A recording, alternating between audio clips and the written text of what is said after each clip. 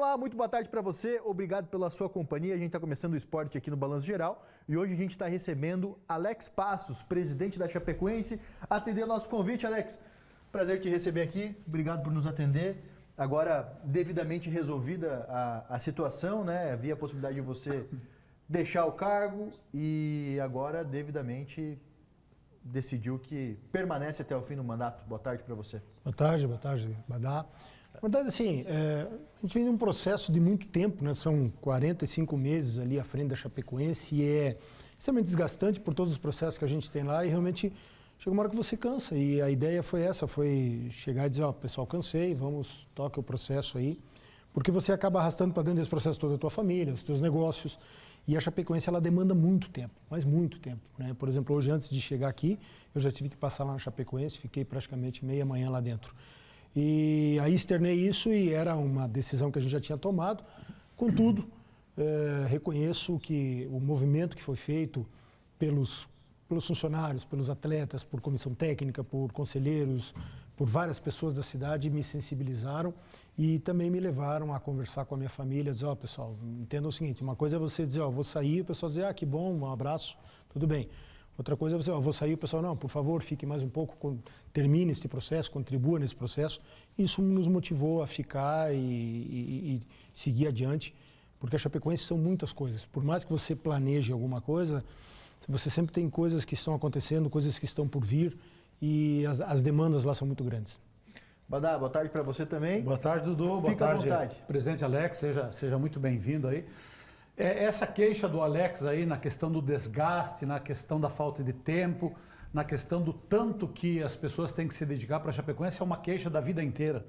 Os demais dirigentes, os anteriores também tinham esse mesmo problema, também tinham essa mesma dificuldade, então realmente a Chapecoense exige bastante de quem está ali.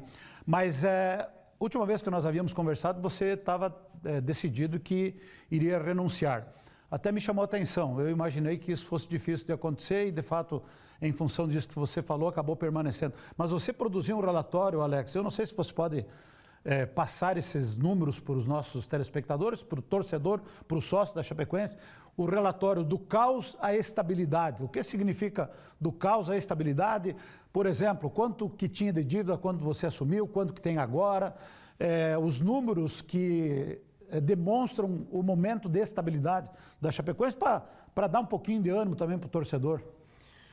Por que do caos à estabilidade? Basicamente pelo seguinte, lá em novembro de 2021, quando nós assumimos, a gente não tinha nem ideia de quanto era a dívida. Quando você começa a planejar aquele ano, quando você vê, bom, nós temos o dinheiro dos patrocinadores. O Cicobi não tinha, porque abatia de uma dívida anterior. Ah, temos o dinheiro da Copa do Brasil. Não tem, porque já foi antecipado. Então nós chegamos lá numa situação de caos. Nós tínhamos inúmeras penhoras de renda, enfim. E aí o que você começa? Você começa a levantar a dívida. E essa dívida não parou de crescer, Essa dívida chegou a 280 milhões de reais. Então você tinha uma dívida de 280 milhões de reais e aí você começa a ver as questões tributárias. Nós tínhamos mais 35 milhões de reais de dívida tributária. São 315, Hoje então. A Chapecoense tem inscrito na sua RJ 12 milhões de dívidas. Nós temos ainda umas 4 ações trabalhistas que são decorrentes lá do acidente, que não foram julgadas, mas inscrito na RJ 12 milhões. E nós temos hoje de dívida fiscal, nós tínhamos 17 milhões, até que caiu mais um esqueleto de 3 milhões, que eu até havia conversado com você, agora foi para 20. Então a Chapecoense hoje deve 32, 35 milhões de reais aproximadamente. Isso em 3 anos, e nesses 3 anos fazendo futebol. Então assim, nós saímos de um caos para uma situação de estabilidade. Fazem 3 anos e quase 4 anos que a Chapecoense não deve 1 centavo para jogador, para funcionário, para os fornecedores, não deve 1 centavo de tributos. Como é que era antes? Era todo mundo passando chapéu, desesperado. Então, todos esses processos foram construídos, não só por mim, por todas as pessoas que estavam lá, pela diretoria, pelo Ney, pelo Jaime, por todos nós. Mas este processo todo, aí que eu digo que ele é desgastante. Vou pegar um exemplo para vocês do quanto é desgastante. Gramado sintético. Ah, vamos colocar um gramado sintético. Por quê? Pô, será que do nada a gente acorda e diz, vou botar um gramado sintético? Não, foi feito um estudo, a gente aprendeu com aquele jogo do Grêmio, nós tivemos toda aquela lama, tiramos a grama, botamos a outra grama, 60 dias depois a grama tinha morrido por conta do sombreamento.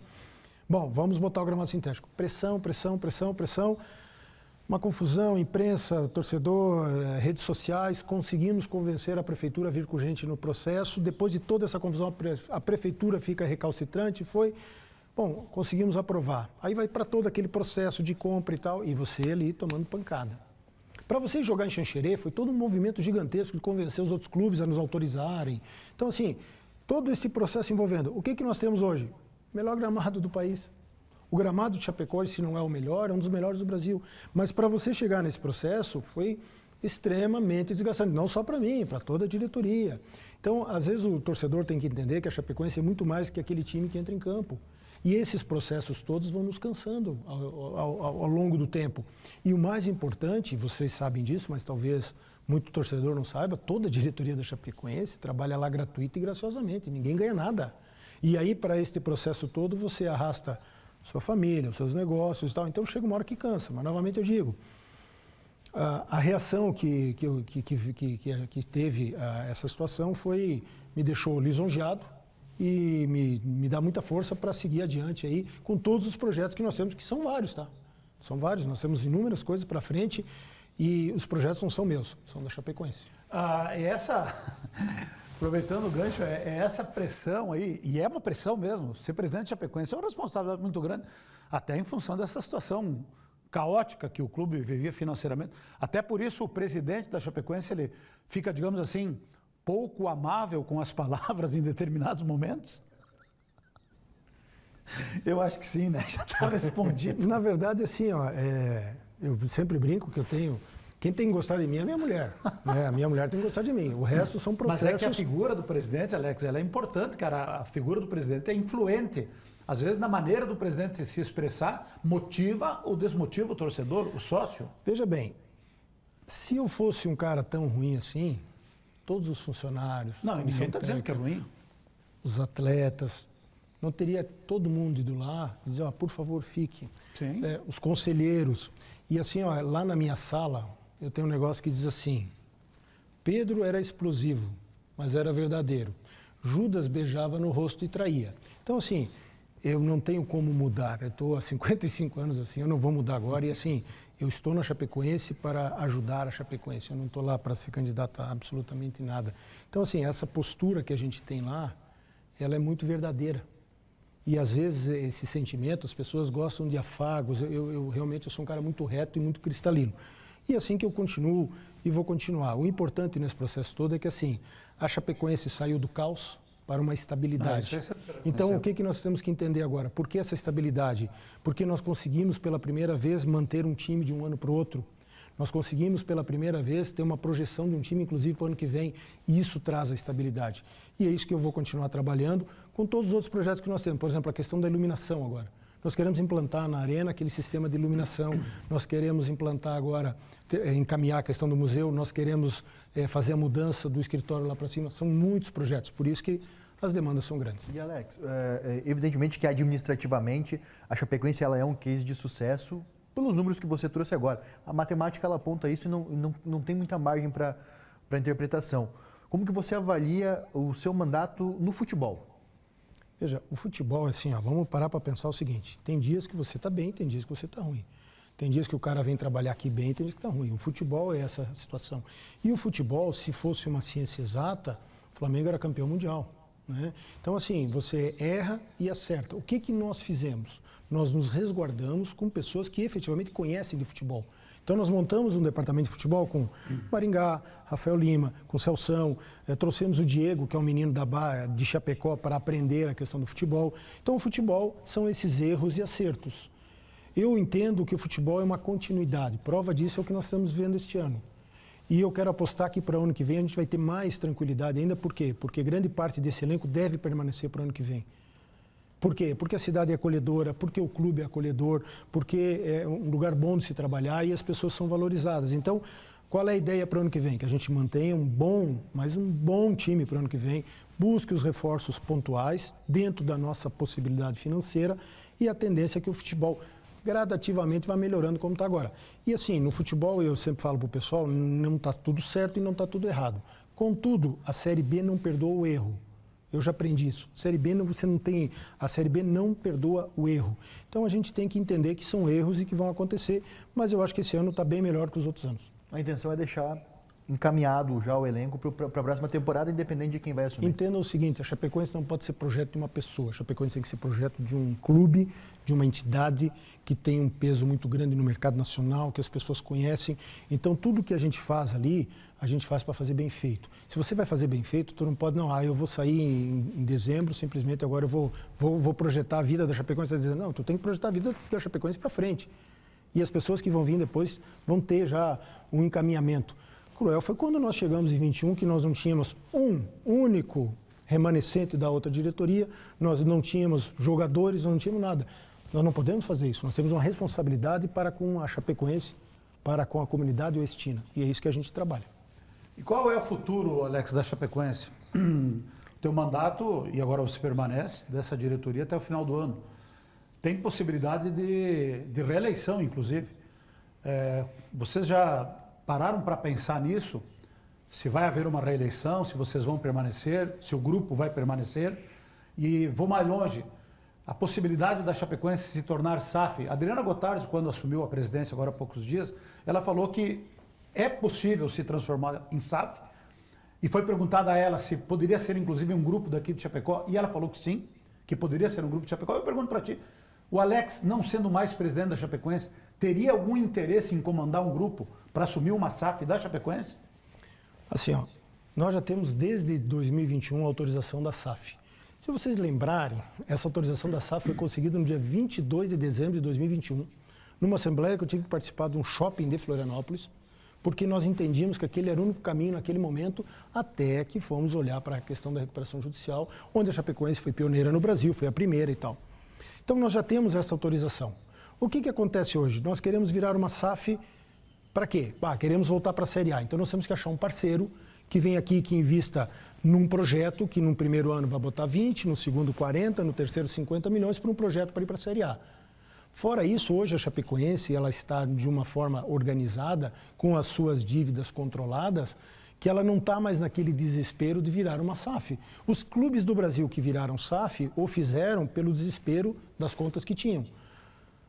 Nós conseguimos virar essa página.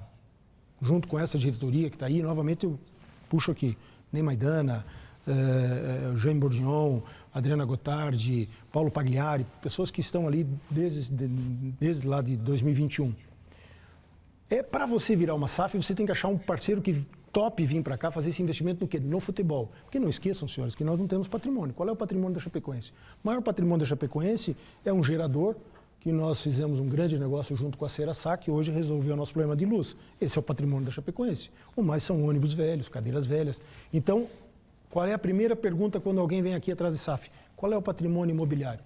Não tem? Aí os caras já dão 2 passos para trás. Então nós estamos buscando este parceiro que venha para cá para fazer esse tipo de investimento. O que é muito importante? O futebol ficou muito caro. Veja bem, o último jogo que nós tivemos aqui tinha jogador ganhando 260 mil reais por mês. No Goiás. No Goiás. Como é que fez gol ainda? Que fez gol. Nossa, o único que ia fazer gol. A bola bate nele e entra. Enfim, mas são essas coisas. Nós não temos essa capacidade financeira. Você tinha que ser expulso ou não? Com certeza. Nós não tínhamos essa capacidade financeira. Mas eu não posso falar de arbitragem, porque se eu falar de arbitragem, dá problema. Então, assim, nós vamos ter que virar uma SAF ou nós vamos ter que fazer grandes negócios. O futebol, por si só, não se sustenta. Para que ele se sustente, você tem que fazer negócios. É o que a gente está tentando fazer. Nós temos hoje um jogador que foi convocado para a seleção sub-20, nós temos jogadores no Palmeiras, no Flamengo, e a gente tem feito essas parcerias para tentar monetizar o clube. Bem rapidinho, para terminar, para o torcedor, qual é o objetivo da Chapecoense nesta Série B? Cara, a gente tem que, o moonshot, né? Você tem que mirar as estrelas para acertar a lua, ou mirar a lua, nós estamos ali.